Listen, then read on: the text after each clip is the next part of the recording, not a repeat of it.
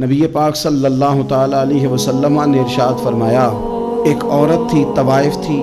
ساری زندگی اس کی گناہوں میں گزری معاذ اللہ۔ پھر وہ ایک کنویں کے پاس سے گزر رہی تھی، ایک پیاسا کتا اس نے وہاں پیاس سے تڑپتے سسکتے دیکھا،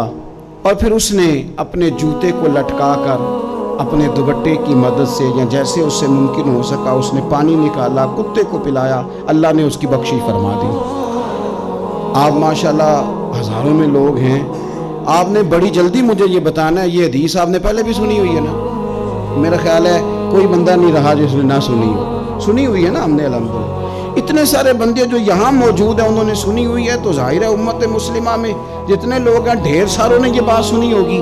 لیکن میرا سوال یہ ہے، میں سڑکوں پہ روڈوں پہ سفر کرتا ہوں، ہم نے یہ حدیث درجنوں بار سنی کہ طوائف نے کتے کو پانی پلایا تو اس کی بخشش ہو گئی، لیکن حال یہ ہے کہ سڑک پر کسی گاڑی سے ٹکرا کر اگر کوئی کتا مر جاتا ہے، اب مر ہی گیا ہے، گاڑی والا، موٹر سائیکل والا،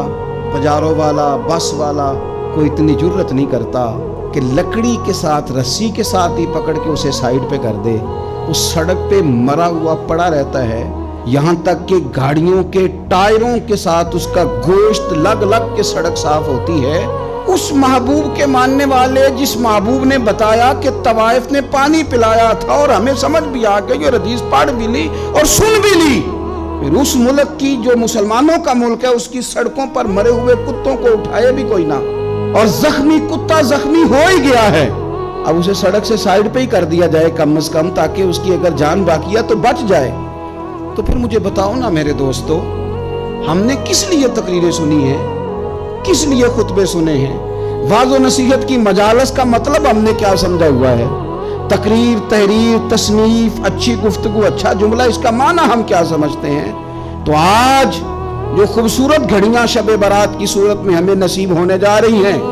اس سے پہلے اپنے دل میں یہ ارادہ کرو کہ رب کریم نے ہمیں جتنا دین کا فہم دیا ہے، سمجھ دی ہے، علم دیا ہے، ہم ارادہ کرتے ہیں اب ہم صرف سنیں گے نہیں، پڑھیں گے نہیں، صرف بیان ہی نہیں کریں گے، ہم عمل بھی کریں گے۔ کوئی تھوڑا سا نا عمل کا رستہ بھی تو میرے عزیز ہونا چاہیے۔